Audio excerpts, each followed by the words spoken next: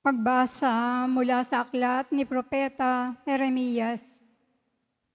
Sinasabi ng Panginoon, parurusahan ko ang sinumang tumatalikod sa akin at nagtitiwala sa kanyang kapwa.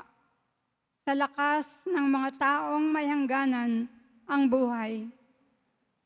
Ang katulad niya ay halamang tumubo sa ilang, sa lupang tigang at sa lupang maalat, na walang ibang tumutubo.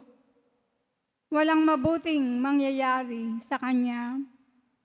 Ngunit maligaya ang taong nananalig sa Panginoon. Pagpapalain ang umaasa sa kanya. Ang katulad niya ay halamang nakatanim sa tabi ng batisan. Ang mga ugat ay patungo sa tubig, hindi ito manganganib kahit dumating ang tag-init, sapagkat mamamalaging luntian ang dahon nito. Kahit di umulan ay wala itong aalalahanin. Patuloy pa rin itong mamumunga.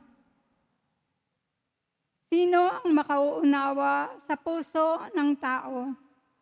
Ito'y magdaraya at walang katulad. Wala ng lunas ang kanyang kabulukan. Akong Panginoon ang sumisiyasat sa isip at sumusubok sa puso ng mga tao. Ginagantihan ko ang bawat isa ayon sa kanyang pamumuhay at ginagantimpalaan ayon sa kanyang ginagawa.